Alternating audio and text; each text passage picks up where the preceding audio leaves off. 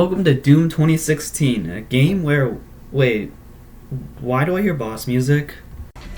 You will be worse. Rip and tear until it is done.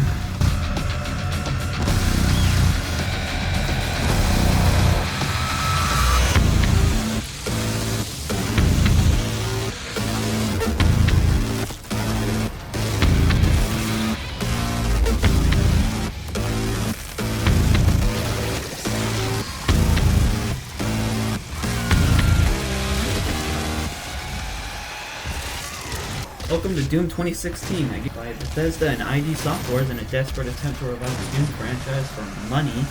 However, they accidentally created one of the hardest video games of all time. And by hardest, I don't mean difficulty, I mean style. You all know the basic idea of Doom is just killing demons. I'm not really going to bother to explain to you what the game is about, but just know that we're here to kill demons, and oh boy, are you good at killing demons. So I'm just gonna shut the fuck up and get right into the gameplay, because you really do not care about this. The game begins with you waking up, butt-ass naked in a coffin, like any normal person does. Yeah, that's a little weird. Anyways, after bashing some zombie brains in and a couple other imps, you meet Dr. Samuel Hayden, or I guess talk to him. You might know Dr. Samuel Hayden from his controversial political views, or True Crimes podcast. But basically just know that he's responsible for this whole fiasco because, and I quote, he opened a portal to hell to solve humanity's energy crisis. I would like to remind all of you in the audience that we attempted to block out the sun before inventing a solar panel. So I don't know what this guy's real plan was, but basically he's responsible for this and we're mad at him. Call me crazy, but I don't think opening a portal to hell is a very good idea. I know, crazy idea. Anyways, a little later you meet some lady named Olivia. She's a dumbass. She thinks that by letting hell consume Earth, that it will somehow save us from, like, mankind's corruption or something? I don't know what she's on. But anyways, she's basically responsible for the demons getting loose and killing everybody in the facility. And it's our job to clean it up, because of course it is. Next, you receive a little voice in your head. This guy's name is Vega. He's Daddy. I will not explain myself. A little later, we make it to the Argent facility, where we find Argent, which is basically the stuff that they're using to fuel Heaven. To put it simply, this Argent energy stuff is bad, but if you want a more explained version, it's basically the result of Heaven and Hell coming together to use the souls of beings from destroyed planets to power Heaven. Sure, whatever, we'll go with it, fine.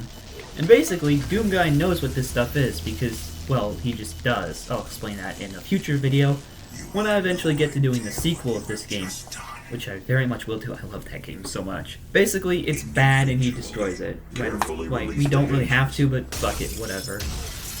We then have to chase Olivia up the Argent Tower, and we fail to catch up to her, and she blows open a portal to hell. But it's fine, because we go to hell.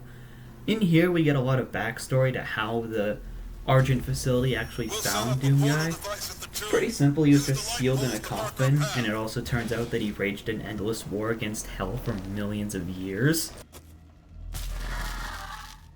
In the first age, in the first battle, when the shadows first lengthened, one stood, burned by the embers of Armageddon, his soul blistered by the fires of hell and tainted beyond a century. He chose the path of perpetual torment. In his ravenous hatred, he found no peace, and with boiling blood, he scoured the umbral plains, seeking vengeance against the Dark Lords who had wronged him. He wore the crown of the Night Sentinels, and those that tasted the bite of his sword named him the Doom Slayer. But you know, that's not important. I think it's also important to mention here that this is technically the same Doom guy as in the original games. This isn't a reboot, this is more of a revival of the series. Meaning that this Doom guy is the same guy who fought in the 1993 original Doom game. Throughout all of the games, by the way, there may be like 6 or 7 Doom games, but there is only one Doom guy. Well, there's also multiversal stuff, but that's for another day. After fighting my way through hell in another hell-like level, we eventually get face-to-face with Dr. Samuel Hayden. Oh yeah, this guy is Jesus, by the way. I think I should mention that if I haven't already. And no, I will not explain myself. He basically tells us that there's some giant scary rock in Dr. Olivia's lab that'll basically progress the story even more. And once we do find it, it tells us to basically go find the demonic butt plug thingy. I don't know, it's important somehow, but we gotta go find it. Anyways, we have to go back to hell to find it, and after a quick boss fight, we have it. I know I've been skipping over a ton of stuff, but it's like, I'll cover it all in a minute. Just give me a second, the story's so fucking confusing. After that, we then have to kill Vega in order to open a portal to hell. But, Doom Guy, the absolute Giga Chad, downloads Vega to an external hard drive, saving him like a boss. After getting blown to hell, we then have to use the demonic butt plug to stab a couple ghosts, I guess? I don't really know what these things are. Carcasses? Sure, we'll go with it. After that, we then have to fight Olivia, but no, it's something else. The true mastermind. The spider mastermind. I'm sorry, that was so bad. After killing the spider mastermind, credits roll, and we beat the game.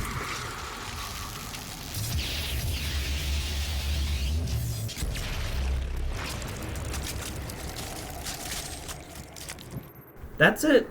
That's Doom's story. Confusing, right? Well, play the game for yourself and it's even more confusing. I don't think I left anything out, but if I did, I don't really care. So we're just gonna move on to something else. So I think I should talk to you about what the gameplay is actually like. Starting with the enemies, and ooh baby are there a lot of them. First off, you've got basic engineers, zombies, basically just cannon fodder. Imps can throw fireballs at you, I guess, but there's nothing really special about any of these guys. I'm only really going to talk about the special enemies, starting with the first one you should meet in the game, the Hell Knight. And he basically is just a big zombie. Enemies such as Pinkies are a little more complicated since they can only be shot from behind, and Spectres can only be shot from behind, but are invisible. Fuck whoever came up with that. Cacodemons are probably the most iconic from the Doom franchise since they're basically just giant one-eyed meatballs that spit shit at you. They're not too difficult to take down though. Mancubus are even bigger meatballs that can't fly and spit fire at you, and Cyberdemons are just Mancubuses but with armor on and leave behind green gamer goo. Barons of Hell are the biggest and tankiest enemies in the game, but honestly they're not that difficult to take on. Like, they're basically just Hell Knights, they have nothing special other than strength. Summoners, however, do have more going for them, as they can't attack you directly, but they can summon enemies to do it themselves. I personally think that this wasn't too bad of a way to introduce the idea of that. However, Doom Eternal has a much more infuriating take on it. Revenants, or spooky doot men, are basically just zombies with jetpacks and lasers. That's about it. They shoot rockets at you from afar and will fuck your shit up on higher difficulties. Next up, we have to talk about the bosses, and I've already talked about the cyber spider thingy. It's not too bad to deal with at the end. However, the cyber demon was way more annoying to deal with. He was a real bitch. He's basically just combining a Hell Baron and a Revenant together. He can shoot lasers, shoot rockets at you, and has Hell Baron-like damage. He is so fucking annoying, but he is not as bad as the twins. The twins are two demons, are two tree thingies, let's go with that are powered by little worm bugs? Oh, okay, we'll go with that, sure, yeah. And basically, they are really so fucking annoying. The first phase is only one of them, but you can only attack him when he's attacking you, so it's kind of one of those wait around, he's really annoying. Phase 2 is going after 2 of them. One of them will charge you and fuck your shit up, and the other will shoot you from afar. So it's really annoying. The Cyber Spider, which I think I should mention at least, will basically summon spikes from the ground, shoot things at you, and basically just be a real bitch if you actually have to fight it, but I never really did. I just abused the BFG cheese. Now I know these, like, 19-ish nightmares may not be very fun to fight against, but let me tell you something, the weapons you have to delete them with very much are. Because Doom Eternal has some of the best weapon designs I have ever seen in a game, other than, like, maybe, like, Payday 2. First up is the pistol. It sure exists. You use it to kill like 4 enemies at the start of the game, and then never use it again. It is a pistol. Next up is the shotgun, which it is just a normal shotgun, but I want to introduce mods to the game. Not like mods as in mods off a workshop or something, mods as in weapon modifications. Because every single weapon except the super shotgun and the pistol comes with 2 modifications that change the way the gun works. I didn't cover it with the pistol because I never really used it, it's just basic upgrades and it's still a pistol. But for the shotgun, there are 2 different modifications you can give it. Either explosive shot or full auto, or I guess semi-auto allows you to fire off like 3 shots within quick succession. But let me just explain how modifications work. Basically, you find these little droid things and you pick a modification for your gun. You've seen it all before. The way it works, though, is that you unlock the modification, and then you gain the ability to upgrade it via weapon points. Meaning that you can upgrade your upgrade with an upgrade, in case a shotgun grenade launcher just wasn't enough. Next up, we have basic stuff like the plasma rifle and assault rifle. I know these seem basic, like, not necessarily basic, but they're pretty tame for the game. The assault rifle either has micro missiles, which allow you to fire explosive bullets at your opponent for a short duration, or, you know, just put a scope on it, I guess. Same thing kind of works with the plasma rifle, because you can either build up heat within inside the gun and release it in a burst of energy, or just get like a stun shot. That's basically it. They're both basically classified as early game really good, late game not so much. I don't think I really used these things after I got like the super shotgun and Gauss cannon. Next up is the grenade launcher, which is another fairly simple weapon. It only has 2 other options, which is either remote detonation, which allows you to remote detonate a weapon, except it deals double damage if you remote detonate it, basically turning 1 rocket into 2, which is really overpowered. The Gauss cannon is also really cool. It's also my favorite gun in the game because of the goddamn sound on this thing. Oh my god.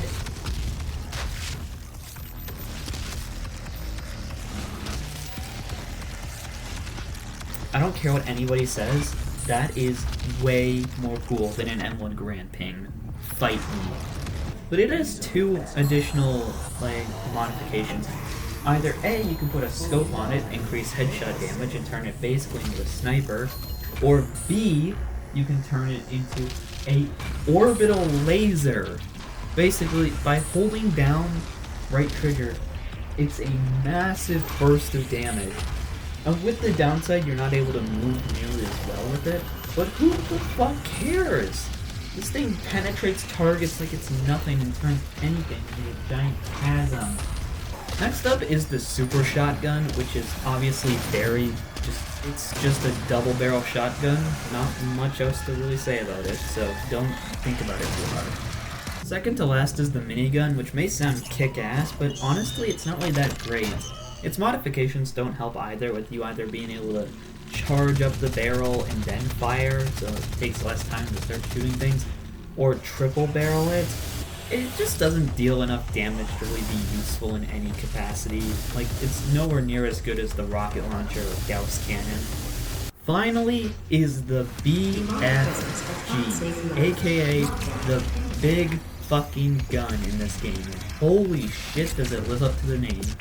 The BFG can fire only 2 shots in the entire game. But, ooh baby, do those 2 shots deal absolute havoc on the enemies. Being able to kill up to 15 targets at once, which is crazy. Now, the downside would be that you can only use it like 2 shots with it, and you gotta go find special ammo, which doesn't drop from most demons. Except for the ruins. I'll get into the ruins a bit later, but the one that I run makes it so that I have a 5% chance to pick up BFG ammo after every enemy killed, which was not intended, meaning that this thing is OP as shit. Additionally, there's a little bug in the game where the BFG's damage is applied via FPS, or frames per second. The weapon wheel slows down the game, meaning that in boss fights, you can just do this.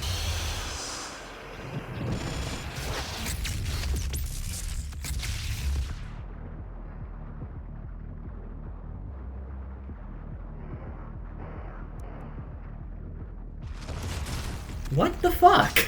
Now it's time to talk about ruins, which are basically just upgrades that you can give Doomguy. There are 12 ruins in the game, and they all do a bunch of different things. First of all, Vacuum, which basically increases the range that you can absorb items. Dazzled and Confused, which increases how long enemies are staggered for. Ammo Boost, which increases the amount of ammo you gain from killing enemies. This is also the one that lets you pick up BFG ammo after killing an enemy when it is mastered. Equipment Power basically increases the amount of damage that stuff like your grenades will do. I haven't mentioned grenades up until this point because they're not really that useful. There's 3, regular grenade, hologram grenade, and siphon grenade. And basically outside of like a few situational times, you're never really going to use them. Seek and Destroy increases the range that you can go into a glory kill. I also haven't mentioned glory kills, but there are very specific states where when you weaken an enemy enough, they will glow red and blue, and then you can basically go into a little animation to instantly kill them and save ammo. It's pretty fun, and also incredibly brutal. Savagery allows you to perform glory kills faster, and in-flight mobility increases the amount of movement control you have in the air. Not really that useful though, I wouldn't recommend using it. Armored Offensive allows you to gain armor after getting a glory kill on an enemy, which is very useful and I highly recommend because armor is pretty much a pretty rare thing in the game, so you might as well just try and do this. Intimate's Best increases the amount of damage a staggered enemy can take before it dies. This is awful, because you see, it basically requires you to then glory kill the enemy. But sometimes you don't need to glory kill an enemy, or you're too far away to glory kill an enemy. So there's like no use in using this ruin. It's so bad. The Rich Get Richer basically makes it so that when you have 100 armor or more, you gain infinite ammo except in your BFG, which is really overpowered when combined with Armored Offensive, which basically makes it so that you get armor when you kill somebody. Finally, Saving Throw will basically give you an extra life, like after you die, you're left on 1 HP, and then you get to come back from the dead pretty much. The last upgrades that I'd like to talk about are suit upgrades, and these things aren't really that great, at least compared to Ruins. They're just pretty general upgrades, like, say, more grenades, or better power-up usage, or something like that, make you a little faster. They're not that great, but they are really useful when you're in a pinch. I should mention power-ups because they're pretty generic in Doom 2016. Like, they give faster movement speed, infinite ammo, invulnerability to damage, quad damage, but the main one I want to talk about is Berserker, which basically says, fuck the entire idea of using a gun. You throw away your gun, pull out your bare hands, and start boxing the demons like it's nothing. It's so... I just have so much fun whenever I get to use it. It's so incredible. I love it. I love it every time. Complete dopamine rush whenever I get to use it. The last thing that I'd like to mention before I go is the amount of collectibles in Doom Eternal. And while you may not think it's a lot, there is a lot. There's codex entries for basically everything in the game. There's a collectible in basically every level. There are special, unique levels that you can find in the game, and really hard to find. And I definitely didn't have to look up a guide for almost every single one. And, I almost beat the whole game too. I'm missing like 2 collectibles. But let me tell you, there are 109 secrets in this game. That's a lot. Good luck to any 100% achievement goers out there. I don't know what to say other than good luck. And with that, I think I'm done. That's it. That's the whole video. That's all I got. Thank you all so much for watching, and I'll see you in the next one where I don't even know what I'm gonna do next. Anyways, Stop the bye. invasion and close the portal. But it's come at a price. Argent, Vega, this entire operation. You see, I've watched your work, come to understand your motivation. You think the only way is to kill them all, leave nothing behind. And you may be right. But we can't just shut it all down. Without Argent energy, it will be worse. I don't expect you to agree. But with this, we can continue our work. I am not the villain in this story. I do what I do because there is no choice. Rerouting tether coordinates complete. Our time is up. I can't kill you, but I won't have you stand